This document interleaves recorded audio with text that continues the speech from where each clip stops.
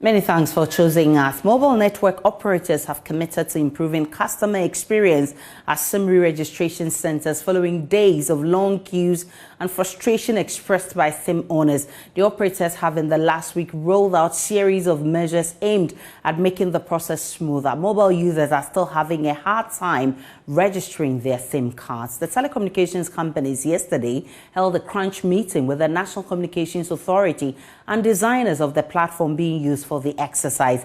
They came out with some measures to be rolled out. We'll share details of that shortly, but first, my colleague Blizzard Soga visited some centers and has come through with this report. The Ministry of Communications and Digitalization on the 1st of October last year commenced the subscriber identity module registration exercise.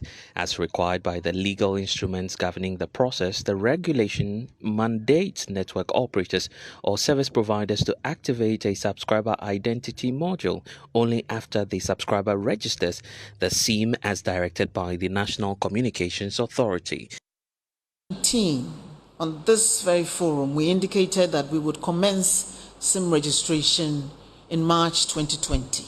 However, due to the pandemic, we were unable to do so. I'm happy to announce that the Ministry and all stakeholders in the sector will launch the National SIM card registration exercise across the country next month in October. The Subscriber Identity Module Registration Regulations 2011, LI 2006, mandates network operators or service providers to activate a Subscriber Identity Module, SIM, only after the subscriber registers the SIM of an individual, certificate of incorporation in the case of a body corporate, or registration in the case of a partnership or an unincorporated body of persons, and provide an identification document as well. Only the national ID card, the Ghana card, issued to an individual shall be used for registration of SIM cards of citizens, foreign residents in Ghana, and foreigners staying in Ghana for more than 90 days. In the case of foreigners staying in Ghana for less than 90 days, a valid passport or other travel document will be required. This isn't the first attempt to register SIMs, but all previous efforts failed because of the lack of a verifiable, secure identification document. With less than 2 months to the end of the exercise, many mobile users are still raising concerns about long queues and other operational issues that are creating challenges to the smooth rollout of the process. In a bid to address the public concerns, the National Communications Authority announced that it was taking additional measures to create ad hoc centers at lorry terminals, churches, and other public places to decongest other populated areas. However, several days after the directive, the conditions remain unchanged at many of the registration centers. At First Stop, a suburb of Nungwa here in Accra, some of the registrants who spoke to JoyNews say authorities have to act fast to resolve the situation before the deadline. Months that I've been working here, it's very difficult as it is. Everywhere you go, you are very stranded for registering a SIM card, just for a SIM card, wasting a whole lot of days throughout here, and it's very frustrated. So we are appealing to the authorities to do something about it. They should have extended the days or the numbers that we could have time to do it, because some people, we are supposed to go to work or do our routine, normal routine, but we are here to stuck over here throughout the day, and it's wasted, and it's very frustrated. So we are pleading to them, because here is the case, the network is not working. I have been here getting to 2 hours now, and still I'm not hearing anything from the network or whatever it is. So it's becoming frustrated. I was told people are here 3 o'clock dawn, and they are numbered, but still some of them are still here before I came to meet them. So just imagine if the network is working now, we that came about 2 hours or whatever it is, what is going to happen? And it's very, it doesn't make sense. So we are pleading to them to do something about the time being or the factor of it, so that we'll see what we can do about the chip. I get here 3 o'clock in the evening. Please, they should help us. Maybe next week I'm going to work. They should help us. The network is no good. I beg. all the time. They should give us enough time so that you can do it. Although the network was functional at the registration center at Osu, registrants also say a lot more needs to be done to deal with congestion at the facility. Around this time that the time is drawing nearer, there should have been a mechanism. Like you can see that a lot of people are here. I was thinking that a personnel can come outside, set another table so that the registration will move faster. Rather than us queuing here for long hours, I don't even know whether I'll have the patience to wait or I will go and come another time.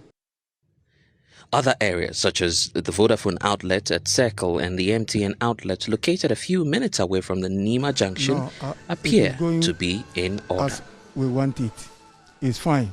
And this is my first time of coming here. But I've done some at MTN and Vodafone. But that place is also okay. And here it's moving faster than the others.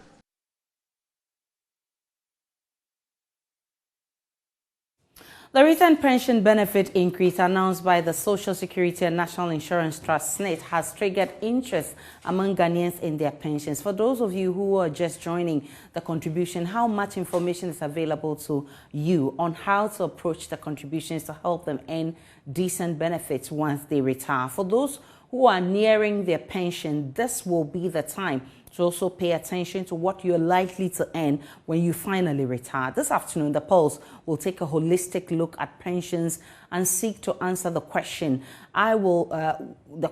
will I get a decent benefit on retirement?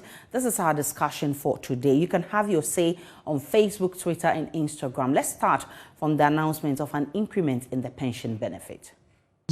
Who were receiving 300 cedis will now be getting 332 cedis, 48 pesos for this year.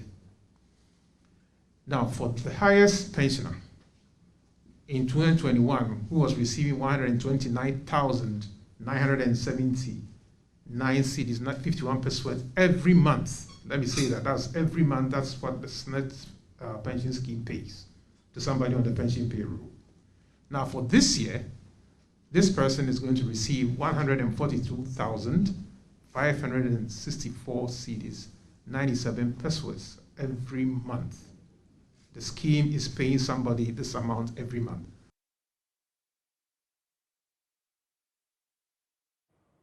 Beneficiaries say this is woefully inadequate and will not help them live a decent life. It isn't. It isn't okay with us.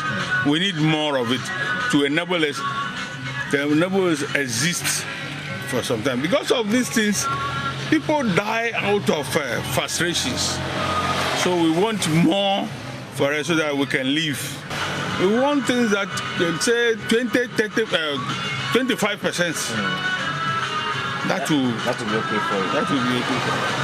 Though it will not be sufficient, but that is what we think that will carry us a little bit ahead. The health, like I mentioned earlier, due to the health status, and we need something like that. And so they may think that that's the best they can do. But frankly speaking, it's not good at all. It won't help us because many of us retired unprepared.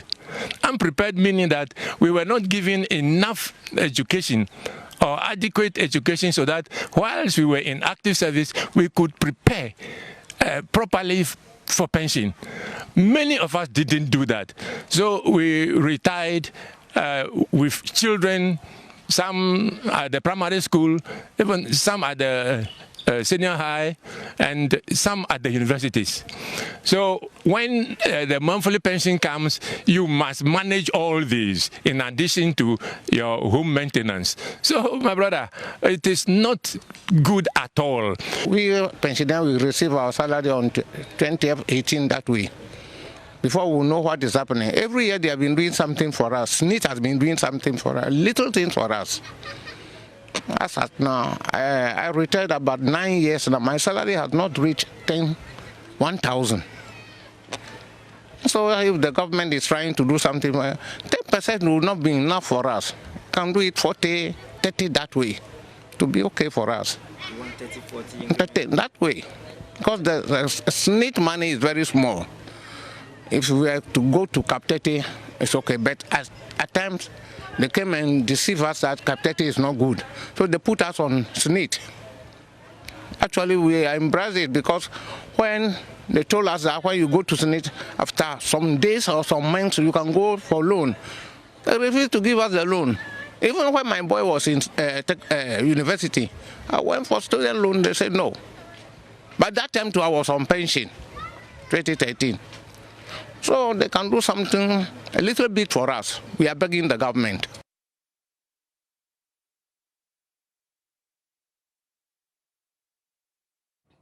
So what's the whole issue about pensions? If you're a young person, maybe in school or have been working for years, you need to take this very seriously. It can make or break your retirement. Our guests joining me for the discussion this afternoon. Dr. Isaac Bampo Ado, who is Executive Secretary of CLOCSAC, will be joining. Bright Rekubrobe, who is Deputy Employment Minister, would also be joining. And then Dr. Kwabena Donko, who is member of the Employment Committee of Parliament, will be joining. Right now, Seta Bloso, who is a labor consultant, has joined. And Francis Salah, who is the Deputy General Secretary of TUC, has also joined. I'm grateful for your time, gentlemen.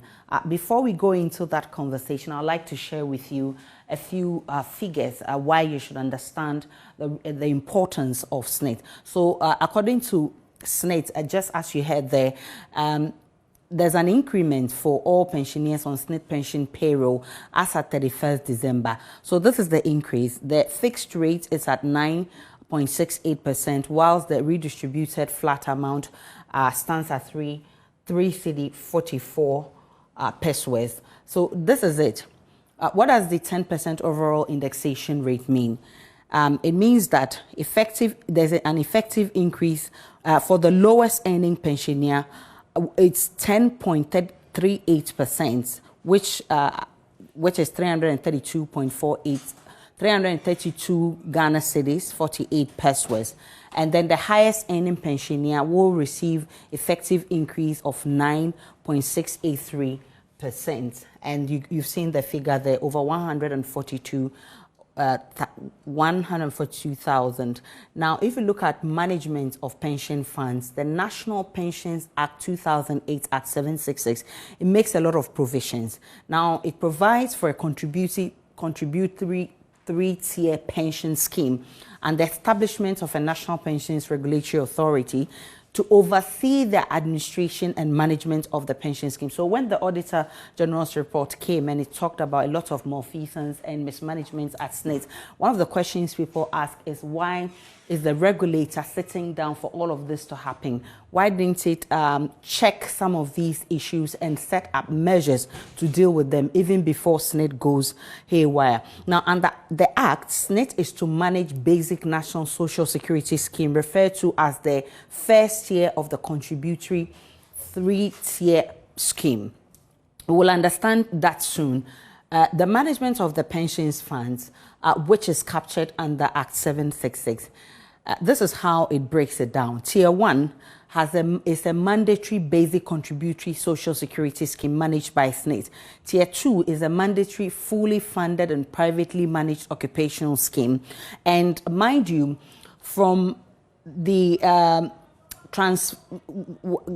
leaving from Tier 1 to Tier 2 has raised a number of issues, with SNIT having to pay some amount of monies to people who were supposed to, because they have stopped paying some amount from Tier 1, so those here have to be paid some amount of money. We'll be looking at the past credit issue because SNIT has had to stop paying lump sum. But what is SNIT saying? SNIT says that it will collapse if it pays that past credit. We'll be looking all of that when we begin the conversation. Tier 3 is a voluntary, fully funded and privately managed provident fund and personal pension plan. So this is how it is. Management of pension funds, contribution rates under the Social Security Scheme, Tier 1. Employer pays 13% from the worker's basic salary. The worker, him or herself, pays 5.5% from the basic salary, totaling 18.5%. Now look at, so that's for the first tier. Now, look at this.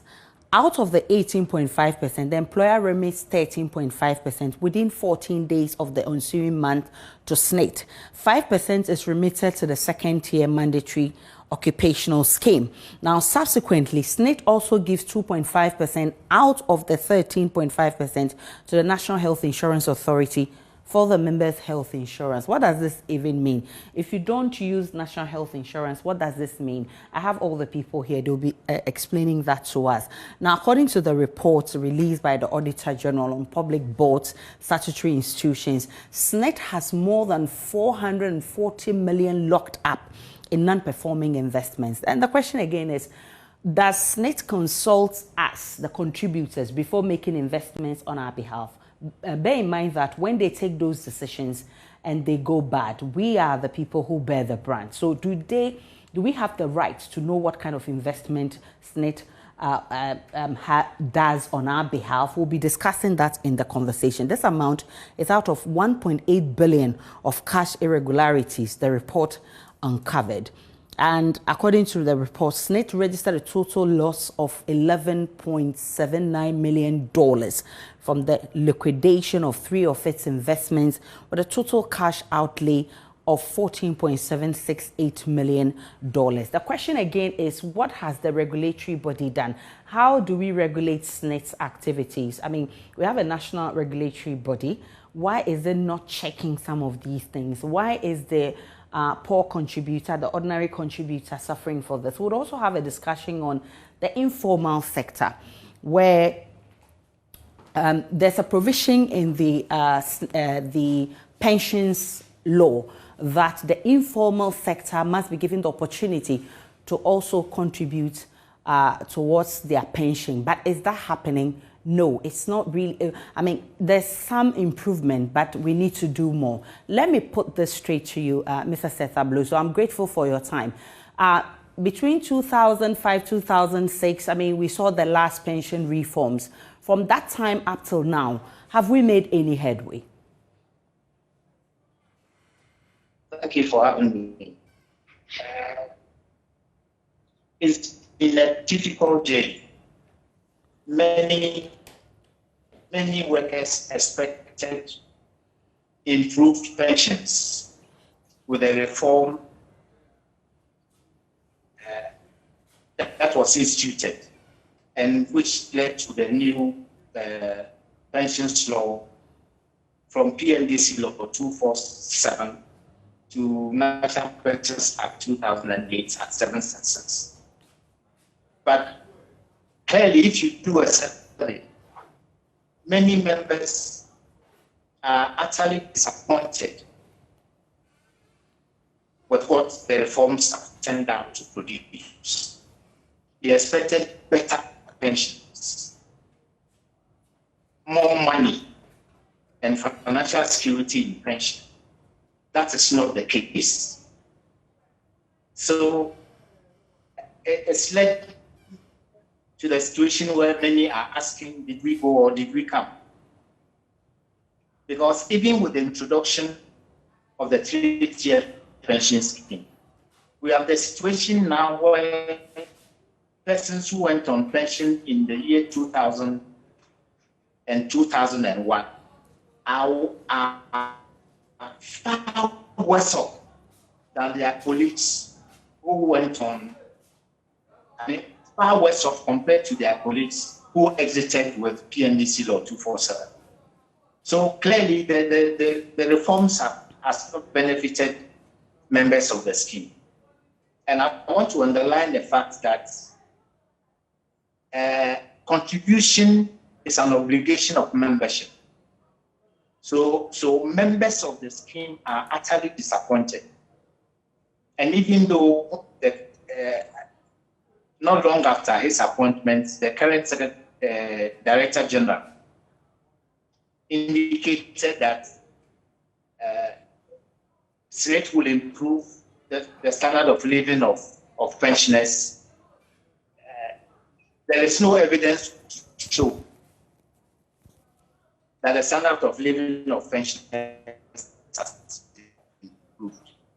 In fact, pensioners among the category of persons who can be categorized as suffering. And in fact, we have also among them also the pension poor. And that is why, unfortunately, you find many persons attempting to alter their age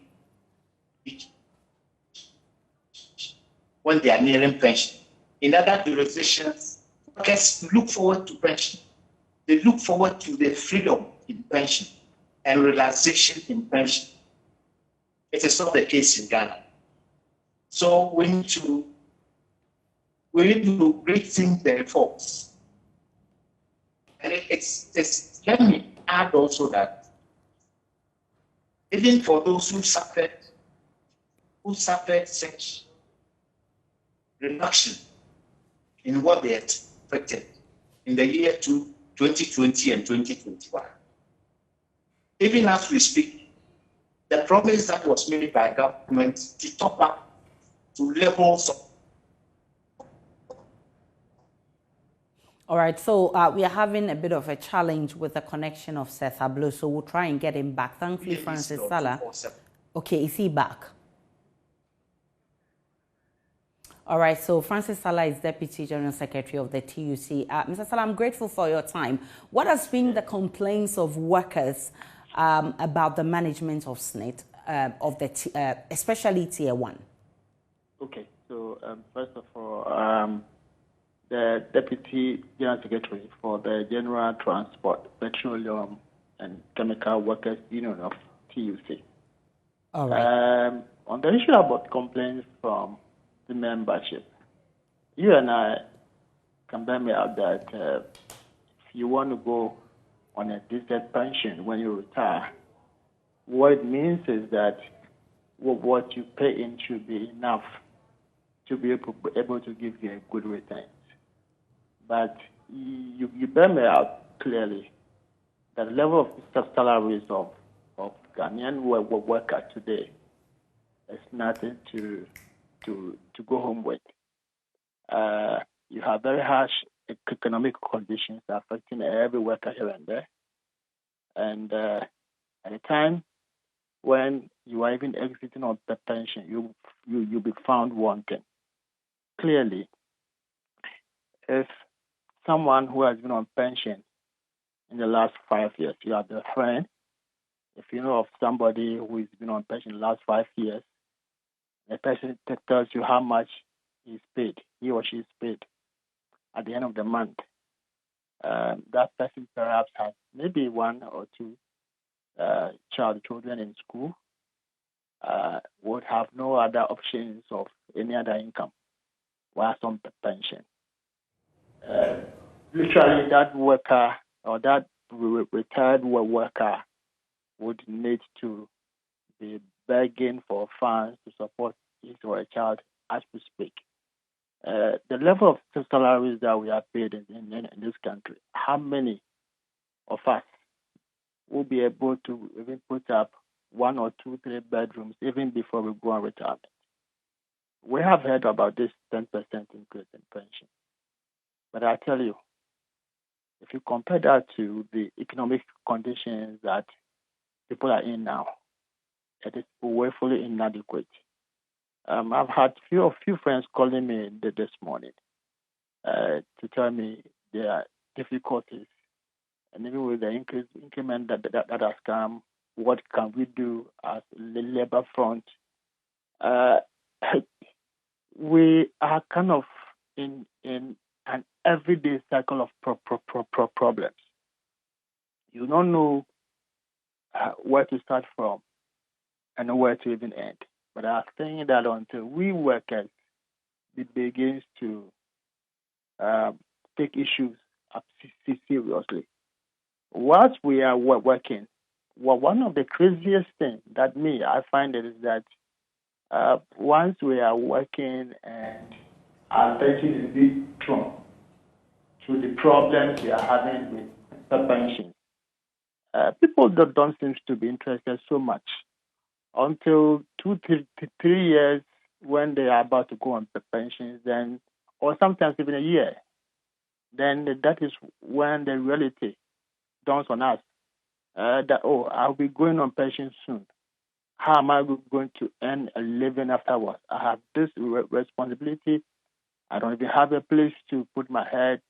I have that to do. And it becomes a lot of problems. People think through this and they die early. And it is one thing or the other that workers face every month. And this is an unending thing. Your information, you even put it on the public indicates that what SNAIT is saying they've lost almost about 400 billion on investment. Who is in charge of what?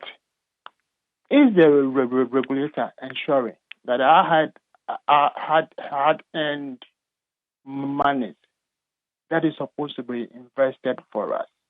Who is ensuring that whoever lost that money through whatever form of investment, are we sure that those in charge are being held liable? And what are we doing as workers? You and I talking right now, in the next couple of years, we'll be going on pension. If we don't see to these problems, if we don't ensure that these monies that are being lost in the wind, they say investment, this kind of investment, and you ask the question appropriately, are we consulted anytime they want to go into the market there? No. So if you don't consult me, the money is mine. And if you go and you don't make it, I bear the crunch, I bear the consequences. Yet when you are going for this investment, I don't know, have any idea about it. Nothing is told to me. But when the losses come, I am then made aware. There are a lot of problems going on in SNAIT. Unfortunately, you hear up to a point, they've arrested that, they've arrested this, and at the end of the day, how many of them have we seen with behind the back? Over the years, the problem is still there. We should be careful in this country. Except that we've allowed politics to divide us so much that what we, the voters, what we will go home with, when we retire, we don't seem to care so much. It is that people that we give job to, when we vote for them, their issues is what we want to be talking about every day, forgetting that the very thing they are supposed to do for us, they've managed to divide us so much so well that we have now become uncivilized in our own politics. This is the result that we are paying for it. I'm happy to be joined by Dr. Justice Yankson, who is Vice President of the Ghana Medical Association and also a member of the National Pensions Regulatory Board. I'm grateful for your time, Dr. Yankson. Welcome, Isa. Dr. Yankson, we're here discussing what has become of our pension, because some 16 years ago, we wanted to do reforms that will ensure that we go home with better retirement packages. Is that what we're seeing right now? No. I'll start with the Auditor General's report, which has indicated that SNAIT has more than 440 million cedis locked up in non-performing investments. How does this come across to you? Well, I mean, the findings of the Auditor General will always be subjected to a lot of debate, and it is also the responsibility of Parliament through the Public Accounts Committee to look at the detail and bring sanity into the space. So I think that first, this is something that we are all concerned. The sustainability of the scheme is very important. As an individual, if I should retire and God forbid the scheme is not sustainable, what it means is that my pension is going to be in jeopardy. So as much as possible, whatever the Auditor General has found, we need to go into the details and ensure that whatever we can salvage, we do save, and then going forward, we don't repeat the same mistakes, if any. Of course, people also have to take responsibility for certain actions if it is deemed that their actions were not in the right direction. But that would be the subject matter for another day. But the most crucial bit for me has to do with the sustainability of the scheme and the prudent management of affairs going forward. What do you think from the way we're going? Is it sustainable? Well, you see, the issue is that we went into this 3-tier pension reform to provide the best for the retirees. And that should be the ultimate goal as far as pension arrangements are concerned.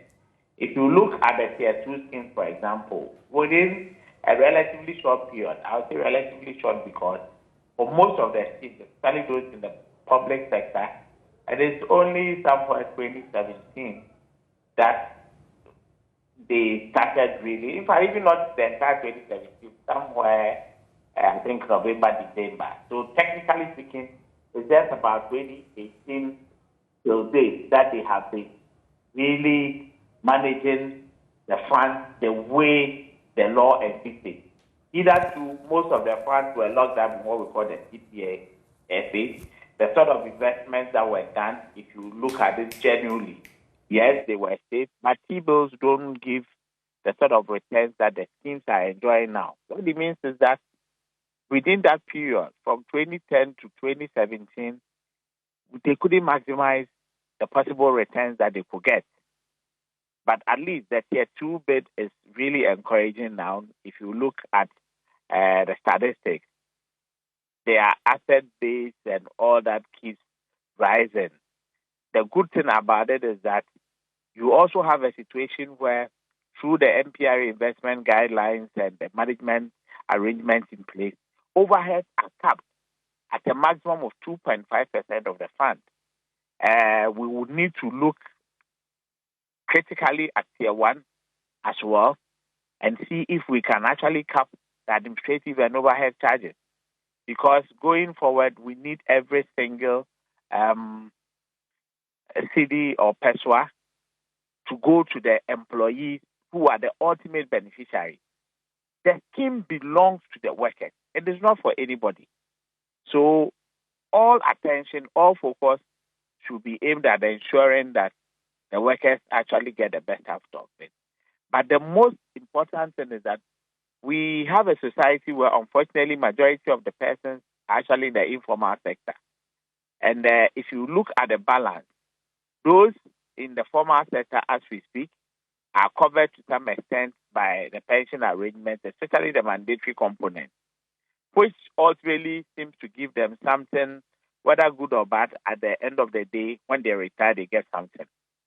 But the large chunk, which is the informal sector, still do not benefit from any pension arrangement. And that is one thing that the law envisaged and created a Tier 3 arrangement, as well as the informal sector Tier 1 pension arrangement within SNET. And I think that these are things that we need to take the bull by the horn and make sure we do the right education to get people to understand that it is important to have a stake in pensions so that your future at least will be guaranteed to a large extent.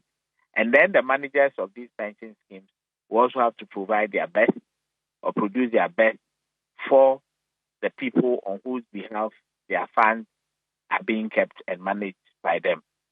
Definitely, Tier 1, 2, 3 have had their own challenges, especially transforming from Tier 1 to Tier 2. And you know, Tier 1 is being managed by SNET. We'll be talking about all the tiers and the challenges we're facing there. But the issue about SNET investing the contributors' money and hearing about 440 million, going out there, going waste out there.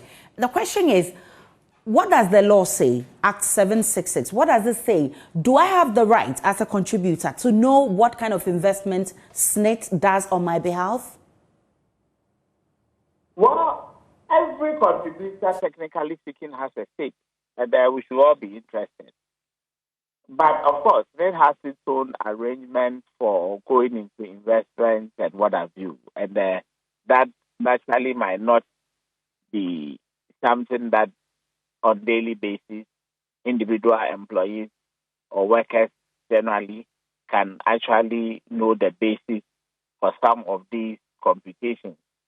But it is instructive to note that if you look at the operations of the MPRA, investment guidelines are provided for the Tier 2 and Tier 3 schemes, and it is supposed to guide them so that people don't invest anywhere at all. It is all about ensuring fair and just returns as well as also protecting the funds. So I think that if you look at the law clearly, the MPRA also has a duty to make sure that ultimately SNET is also one that is governed by some form of investment guidelines and investment decisions. I'm sure SNET, having been there as an entity all these decades, will know the best form of investment to undertake. But clearly, over the years, we keep hearing these reports. I'm not privy to the entirety of the Auditor General's report, so I cannot speak about the details. But like I said earlier, the most important thing is that we need to look at it. We should not just discount it or discard it and feel that, oh, all is well. If there is an inkling that we need to do a lot more, we need to ensure that same is done. And then ultimately the MPI's regulatory authority will also have to come to the fore. And its full force and brand will have to be on the management of it as well, because that is the duty of the regulator, to ensure that the sound investments that we all require are being done. And I'm sure, and I know that the MPI is working with me to ultimately come out with some form of investment guidelines, looking at what they have now in place and what the future also holds for us. Let's also not forget that pension funds ultimately are also very important when it comes to national development. If you go elsewhere, Canada, virtually a lot of the Western countries, most assets that social services run on, roads, railways, what have you, actually owned by pension funds.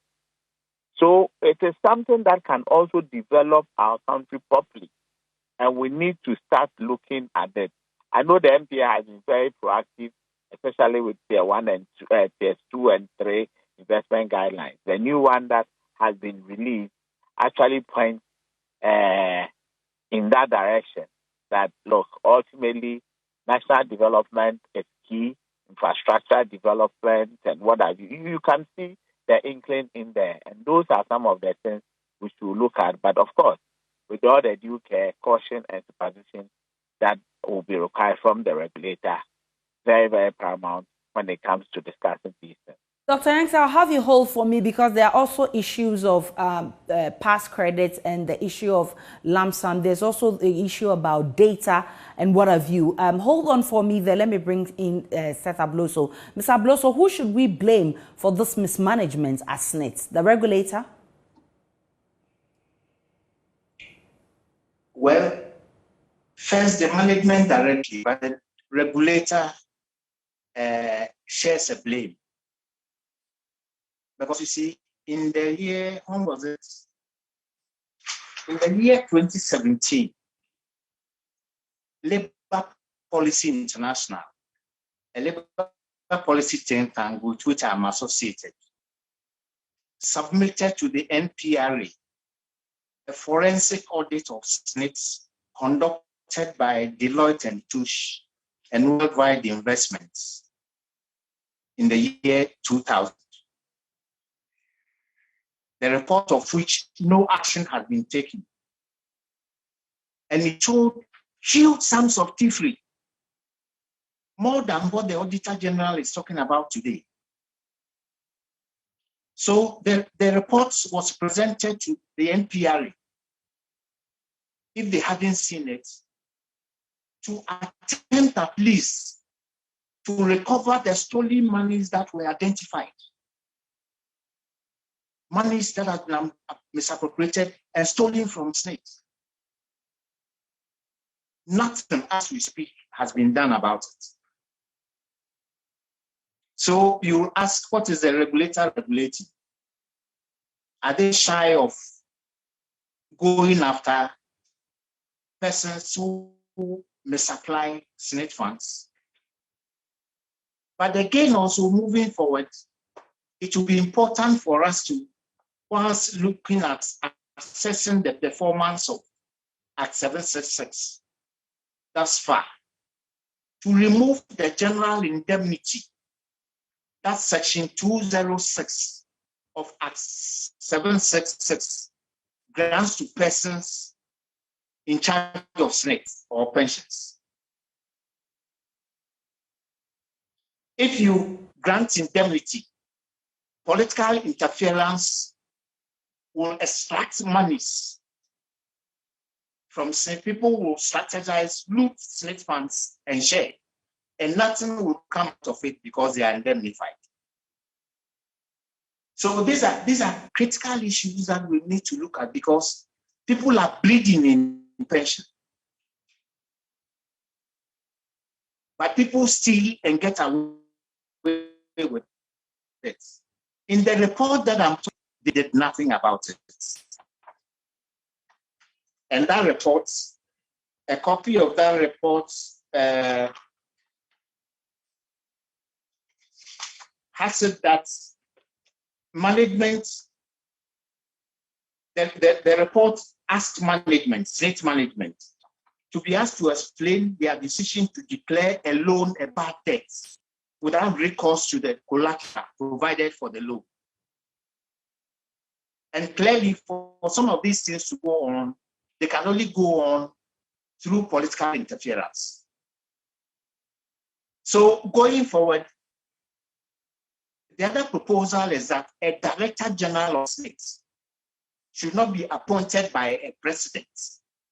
A Director General of SNIT should respond to advertisement for vacancies. For a vacancy in that top position, applications be invited, and then the Public Services Commission or whichever commission shortlists and interviews persons that are qualified and available to work in that position. Because the political interference is too much. It's far too much. And workers and pensioners are suffering for that. Mr. Francis, are you there? Yes, I'm here. All right, Mr. Salah. So, Mr. Abloso has made the point, and I'm happy he talked about the fact that people mismanage contributors' funds and they go scot-free. Now he's talking about interference, political interference in the management of pension scheme. What exactly, and how do you want the regulator to go about this? You see, if you look at the Act 766 very well, it gives the president the authority to even appoint the Director General of SNIT with a certain benefit in a certain letter known only and can be issued by the president. Can we ask ourselves, that is the president a contributor to SNIT? And that we, those who are members who are contributors of SNIT, don't even have a say as to what are the remunerations and the terms that would be issued to the Director General. That is one of the interesting aspects that Brother Bluso is coming up with. The very interference that we all have in the system. If you look at Section 67 again of the 766, which talks about the investment of policies, there are supposed to be a board of trustees who are supposed to do certain things. Are they doing it? If you go straight again into the Section 178 and 179 of the 766 again, the very restrictions on investment and sale purchases or disposal of pension fund assets. There's supposed to be board of trustees who are supposed to supervise and oversee some of these things. Aside the fact that we're interested in appointing the Director General as government, as those who are supposed to govern us, the board of trustees and co, are they also doing their job? I mean, what interest do we really have against or for the worker? And until we ourselves begin to question these very things that are ongoing, the very interferences that we are having. We have several labor organizations. The very one that we know of is the TUC.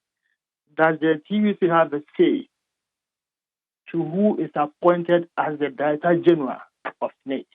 The access is the president. These are the very things. Our money is over 400 million Ghana cedis is lost.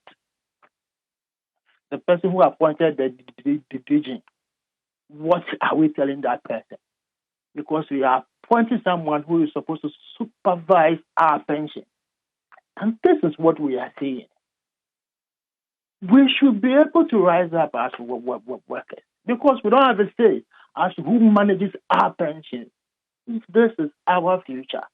People are wallowing in poverty after serving this country. Those that we vote for, what is their lifestyle after they exit office? Workers must begin to ensure that, look, where our money goes, that is supposed to take care of our pensions. We should have a say in who is appointed. We should have a say in what they do as the board. We should have a say in the type of investment that they go into. And if it is lost around your line of duty, we must hold you accountable. That is the only reason that we will have as workers to say our future could be secured. Now, Dr. Yankson, he just made the thing easier for me. He's talking about what we having a say in what decision, for instance, NET takes on our behalf, the one who manages the contributions. Now, how easy does the law make this? Are there provisions for me, the contributor, to be able to take, to be part of the decisions that will be taken on my behalf?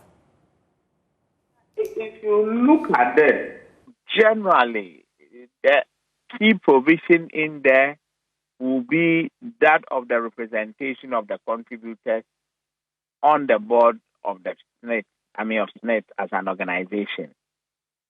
So the worker representatives are the ones who can actually influence policy direction within the organization. But when it comes to day-to-day management, of course, aside the workers of SNET themselves, the rest of the workers in Ghana generally are not part of the management or operational activities. So it really makes it a bit difficult when it comes to that angle. The law does not specifically say that, well, you, Aisha, because you're a contributor, when it comes to decision making, you definitely will have to be part of that process. The law hasn't spelled it out that way, but like I said, through the representation of workers on the board, that is done. But it is instructive to know that this is a trust. So the trust itself, or the board of trustees, the organization, is actually holding the money in trust on behalf of the contributor. The money actually belongs to the contributor. If you look at the law says that once your funds are deducted by your employer within the 14-day limit that the employer has to remit to SNET, they hold it in trust for you, as in the organization you work with. Once that money is paid to SNET, it vests in you. So it is your property.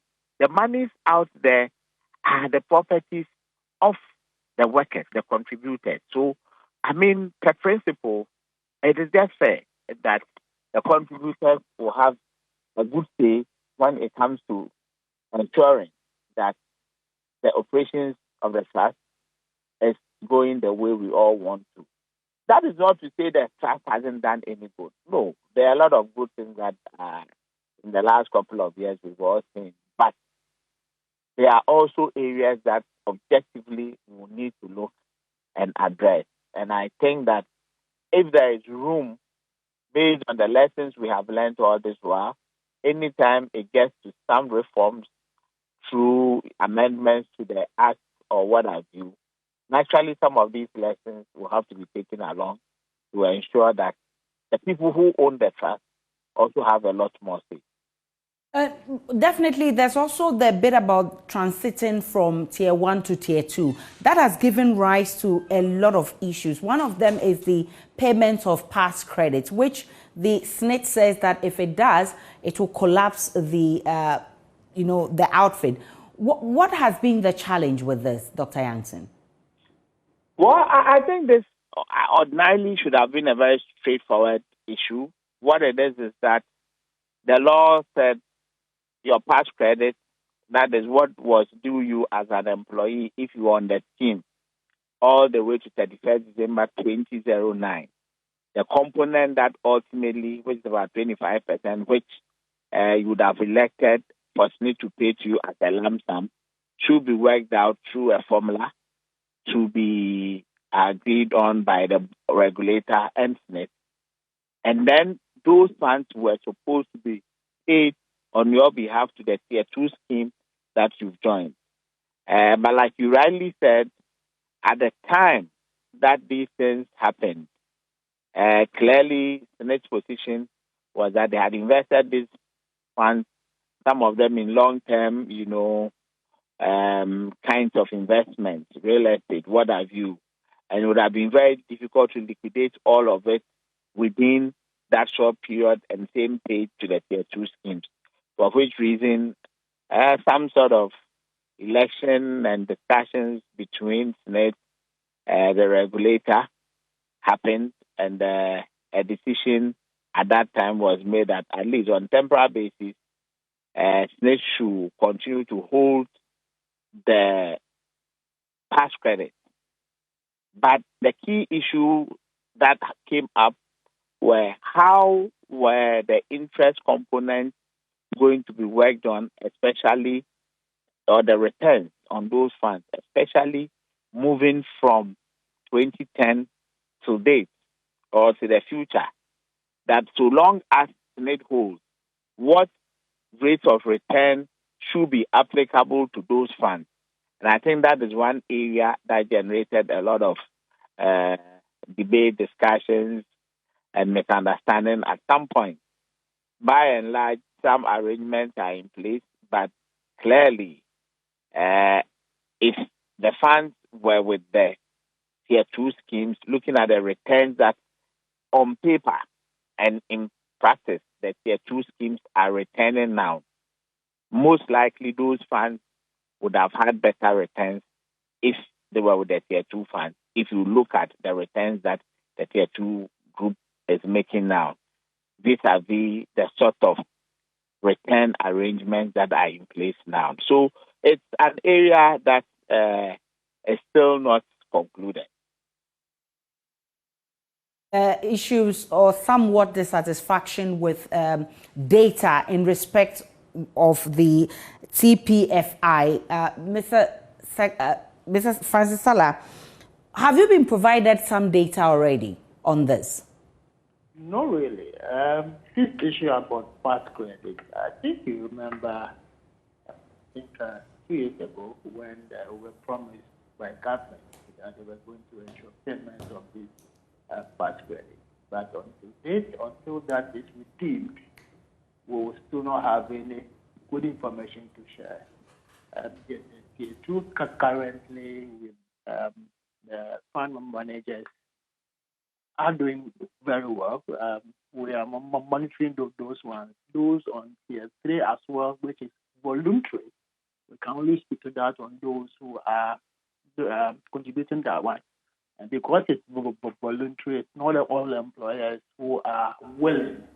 It has to be subject to various negotiations before that is reached. But a few who are paying again, these have become avenues for workers to go in for such funds to prepare themselves for their pending, pension. People are using those funds to kind of put up some form of accommodation for themselves. So the tier 2, tier 3 now, however, we are on it. We are ensuring its prudent management, and because it's not in the hands of need. That is why I would say that is being managed. But what is in contention now is what is in the hands of NIT. Yeah, but that pass credit until the government redeems its promise. No light at that situation as we speak. So we hope and pray that that promise will be redeemed, and then we'll see the way forward. Mr. Blosso, do you know why this information or this data hasn't been out for the operators? Difficult, really. You really cannot understand why data or information should not be available to the institutions or the contributors in the institutions who made the contributions. It's a very worrying development, and many people are asking questions and are not getting answers. It beats my imagination. In fact, my understanding. I can't understand how data will not be available for persons who require it, for persons to whom it applies.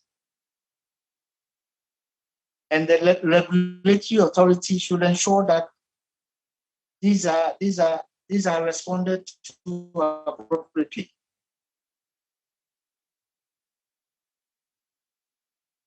I needed to explain to us how much of importance this data is, especially to the Tier 3. Well, I think that on this data business, we need to put things in the right perspective. The data that you refer to, the TTFA data, is actually supposed to be the contributions and the returns that workers earn between the period 1st January 2010 till the funds were transferred to the appropriate Tier 2 schemes.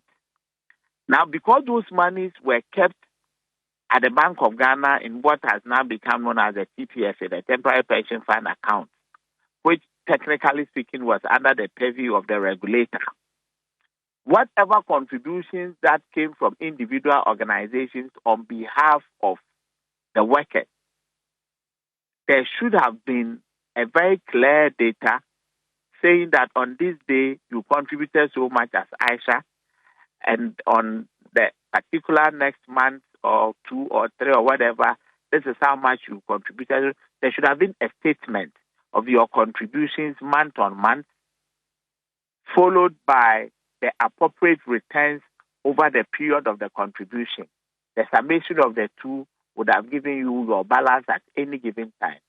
Unfortunately, you could see from the chaos that we've all gone through that data keeping from 2010 till the funds were transferred, especially for the public sector, somewhere 2017, was not the best, for which reason the regulator has actually engaged a firm or a consultancy to do that job.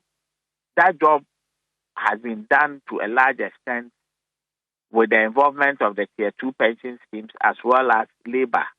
But the problem is that there is no finality, and that is what creates the problem. Because as we speak, today, I cannot actually verify or have a statement of my contributions from 1st January till somewhere September 2016, together with the returns. But that shouldn't be so. With the Tier 2 arrangement, a click of the button should give me access to my statement. I should know how much I have contributed month on month, the returns I have made. If there are any defaulting months, i.e. months that no contributions went through, I should be able to ask my employer who actually take these things as source and remit same to the schemes. If you don't have data, you cannot resolve some of the problems. Data will even help you ultimately to even know the exact worth of, say, a particular fund. And without data, you just work with approximations. And sometimes, or in most times, it might not be the best because that is not what it ought to be. You've mentioned and you've indicated how important the pension regulatory scheme or the pension scheme is to our national development agenda. How do we move on from here? Because which way you look at it, we need to find solutions to the problems that face us at this moment so we can better the pension scheme. Well, I think it is very simple. We have run the 3 tiers pension arrangement for a while. And I think where we faltered as a state or as a country, we are all very much aware, especially those of us who find ourselves in the pension arena.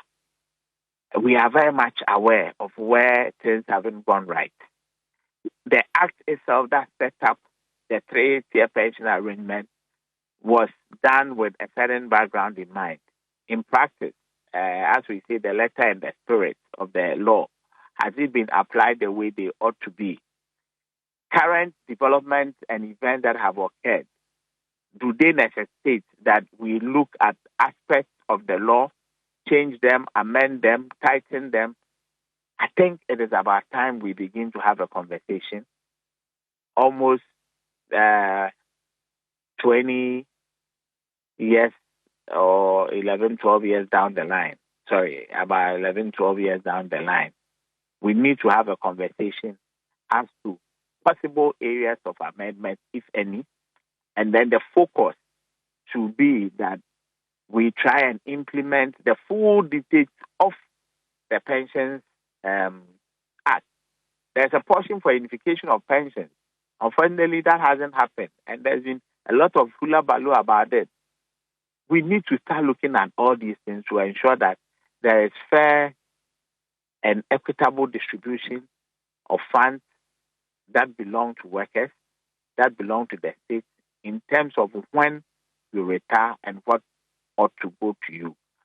This segregation and different kinds of pension arrangements all over the place sometimes also lead to problems for all of us. So we need to take a holistic view of the practice throughout the period from 2010 till date, and then the act itself, as well as the management and the handling of things over the period, based on the lessons we have learned. I think that is what we need to do quickly and tighten the knots so that we can make good progress and involve everybody. It should be possible for every single Ghanaian to have a pension, because it is key. Everybody at some point will retire in life. Ms. Abloso, we were all here when the issue about the financial services, the collapse of some banks, and we saw the impact. We don't want that to happen, and that's why people are asking whether there's ever been sanctions for the trustee companies managing Tier 3, for instance. How do you want the regulator to regulate this sector, for instance, so we don't see, especially what we saw in the financial sector, happening in the pension sector?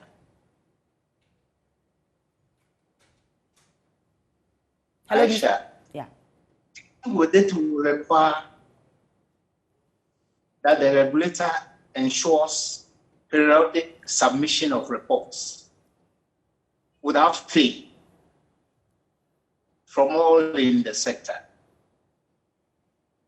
And there must be strict sanctions against defaulting companies. Otherwise, we won't see prudent management in pensions. But we've operated this 3-tier scheme since 2010. And it's about time we got together to look at how far we've gone, whether the objective really of the reforms have been met. And clearly when they have not been met, what we do to ensure that workers look forward to pension with delight. And then there is a lot of unfinished business to deal with. We had unification of pensions on the cards. What has happened to that? And to achieve this objective, Vice President Bawumia inaugurated a committee that was to work towards the unification of pensions. Why has that objective been abandoned? These are critical issues that we need to look at. And we need to salvage the scheme because it's workers' blood and toil that is in the scheme. In the scheme, the money is in there, belong to the members who contribute to it.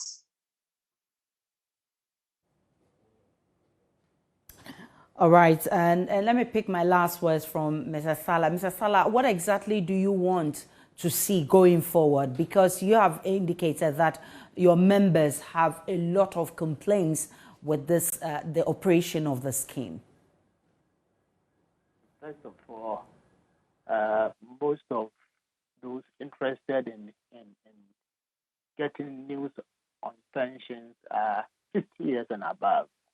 That is when people are ready to listen to these pension issues. But I think that it is time that all workers rally around the flag on pensions so that we can be able to make meaningful decisions, meaningful input, meaningful contributions into what we are paying now into those funds, so that those who are supposed to listen and work with it be able to take it up and make sure it works. People should not be sitting around a fence and then waiting for them to get to that age, a time that they will be getting to go on pensions before they'll be asking questions.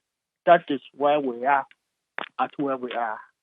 Wherever we are, once you start contributing into pensions, be interested in knowing where that money goes into, how it's being invested.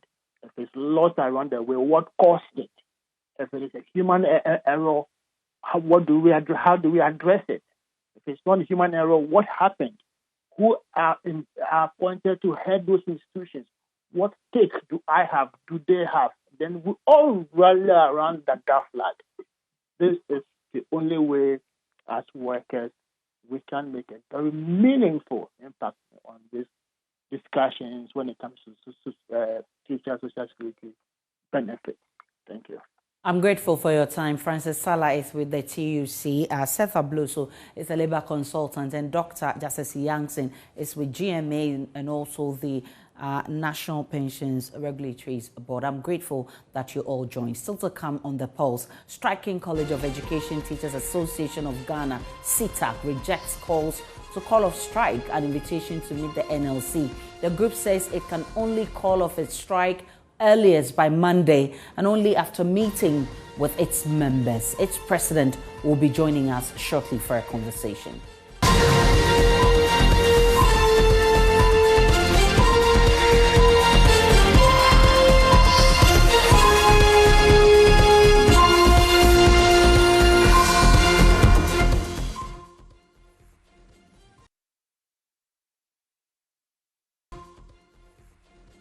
Welcome back to The Pulse. We are live from our studios in Kokomlimle. We are also on all our social media handle. It's on JoyNews on TV.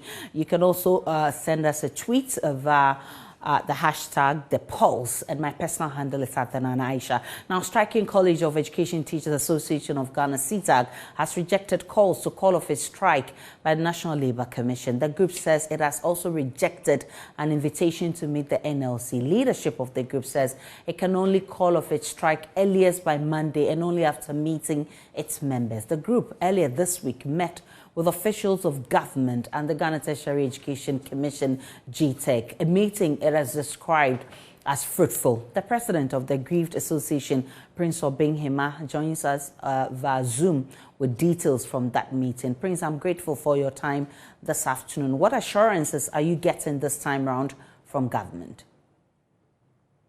Good afternoon, Aisha. It is important to note that for now, the assurance we have from government remains the fact that they are making plans to pay the allowances in contention at the end of January. But the council of the association, having assessed the situation, haven't just promises that have been made by government since 2017, and against the fact that we have had to work without conditions of service from 2017 up to date. Feel strongly that CETAG draws its powers from the grassroots. We go by the bottom-up approach. It is important, and extremely important that we share the information, we seek the opinions and concerns of the ordinary members of CETAG.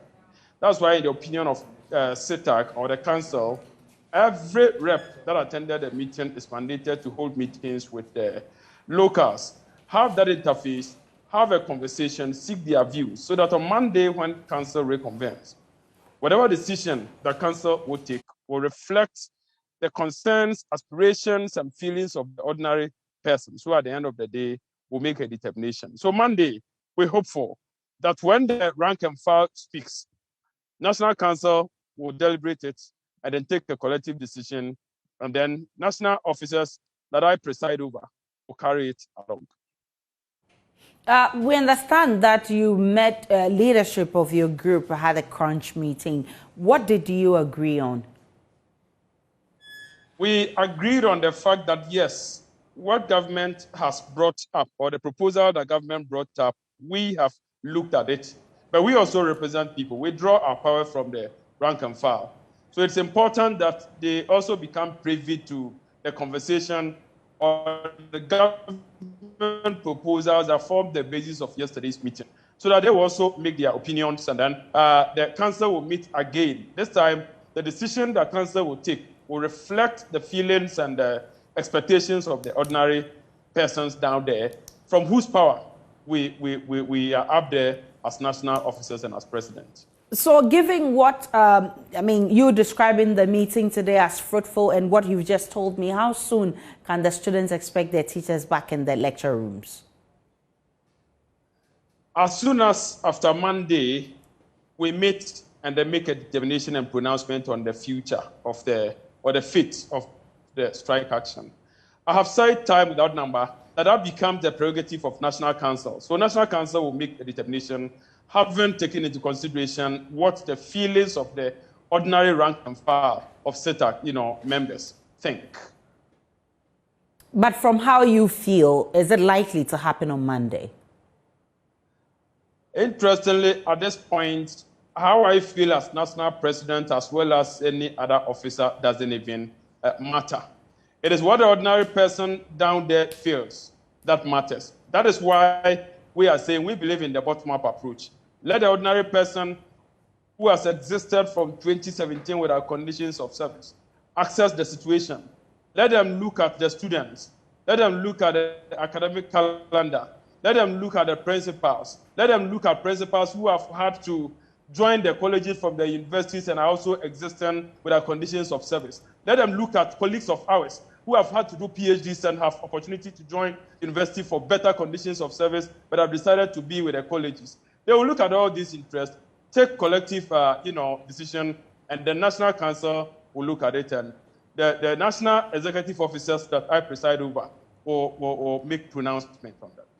I'm grateful for your time. Prince Obinghema is CETAG president, and he says the Monday meeting will decide whether they'll be back in the classroom or not. Now, some staff of the Tamale Central Hospital in the Northern Regional Capital are facing the disciplinary committee for allegedly looting the facility. The Tamale Central Hospital serves as one of the referral hospitals in the metropolis serving the regional capital, Tamale, and its environs, and is faced with numerous challenges, including sometimes water shortages, among which is inadequate financial support. Medical Superintendent of the hospital, Dr. Mahamadou Mbiniwaya, speaking to our JoyNews, blamed doctors for always pocketing monies from the laboratory and services.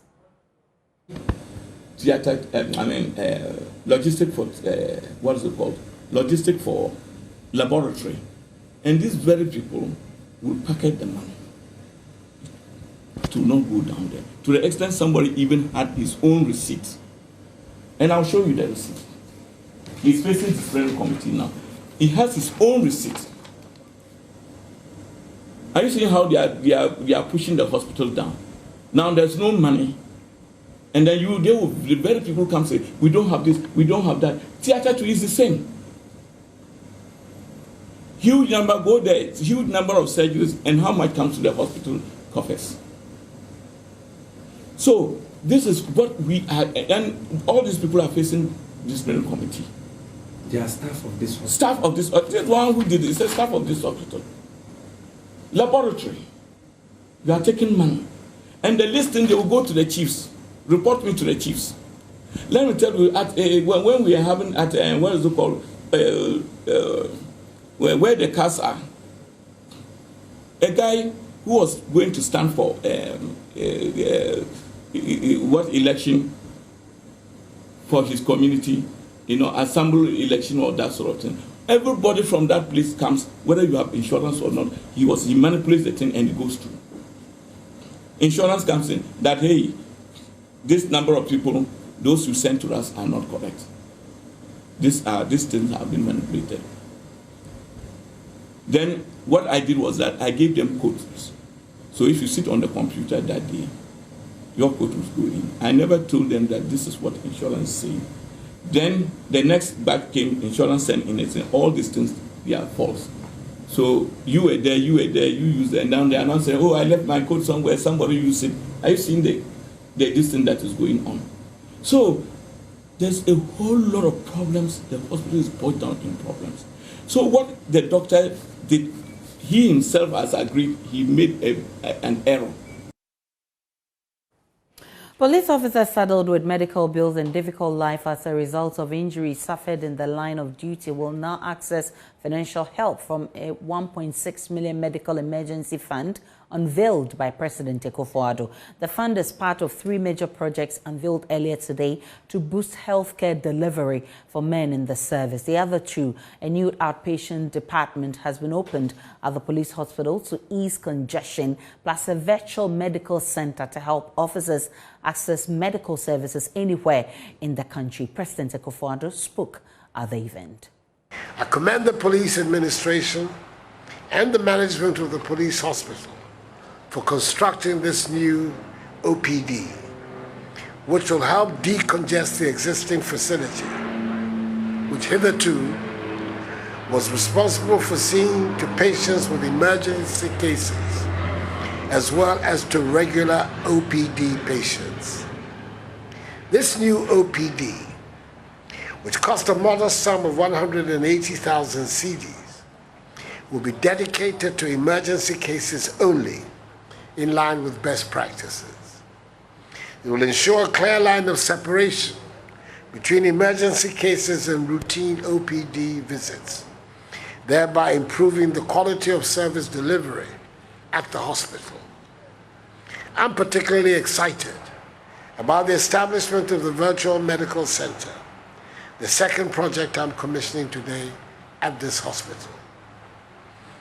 As most of you may know, since I assumed office some 5 years ago, one of the obvious successes chalked by government has been the execution of the impressive agenda to digitize fully all aspects of our national life.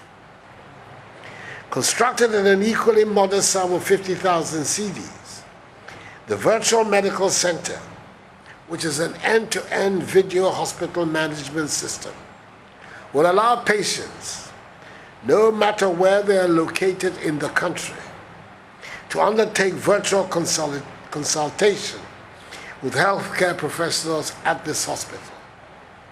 Police personnel, irrespective of their location, can now access healthcare services from the hospital anywhere in the country at any time. Officers of the service are guaranteed a protected platform for seamless consultations with the doctor. Beginning with virtual OPD attendance, through diagnoses, laboratory referrals, prescription of drugs, and subsequent reviews, all of these medical processes can be done without one having to travel from his or her station. Indeed, if the medical situation of a patient demands a higher level of attention, the medical doctor will immediately make the necessary arrangements for the patient to be evacuated to the nearest medical facility for treatment. This virtual medical center, the first of its kind in the public sector, is indeed worthy of it. I'm delighted to launch the 6.1 million CD Police Emergency Medical Intervention Fund, aimed at providing immediate financial assistance for the medical treatment of police officers who get injured in the line of duty. I've been assured that beneficiaries do not have to go through the usual bureaucratic and the associated delays which have in the past resulted in some cases in personnel losing their lives whilst awaiting treatment and the deterioration of medical conditions of some others. As we present the first 3 beneficiaries of the fund, Chief Inspector Victor Anako, Inspector Theresa Ohene, and Corporal Isaac Esuman Upoku, with amounts covering the cost of medical treatment in Ghana and abroad, I'm hopeful that all police officers who require medical treatment will receive the best of care without recourse to the cost of treatment. Let's take you to Germany now. Schools reopen amidst the Omicron wave of COVID-19. Preparations to keep children safe, mask-wearing tests, and vaccination among children have been heightened. Political correspondent Thomas Sparrow joins me for a brief chat on this. Thomas, schools are reopening in Germany after the Christmas holiday. So what measures are being put in place? Measures can vary among schools and among regions, but in general, it's all about 3 strategies. More frequent testing for children and teachers to identify possible infections as early as possible, compulsory mask wearing in school facilities, and strict classroom ventilation, including the use of air filters whenever possible. The new German education minister said that schools can be largely safe places if these measures are kept. Additionally, teenagers, 12 to 17-year-olds, can be vaccinated as well as many younger children aged 5 to 11. These measures are designed to make sure that schools can remain open as much as possible. So how's the vaccination rollout advancing among young people?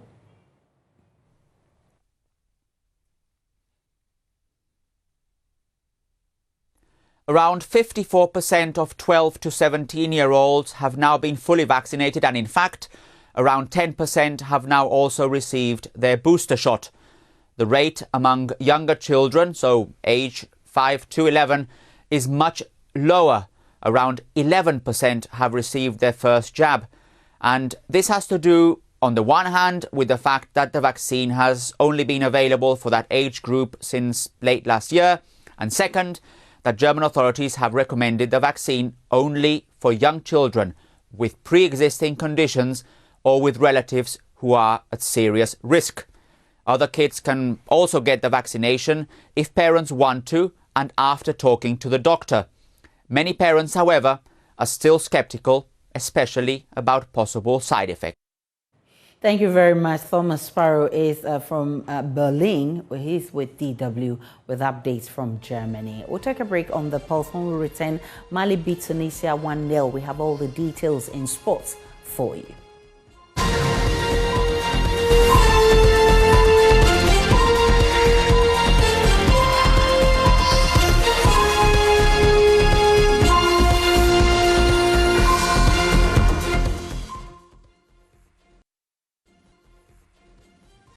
And as we draw the curtains on the Pulse this afternoon, my name is Aisha Ibrahim. Many thanks for watching. Log on to myjoyonline.com. You'll find updates of all the developing stories. Up next is Let's Talk Showbiz to enjoy the rest of our programs.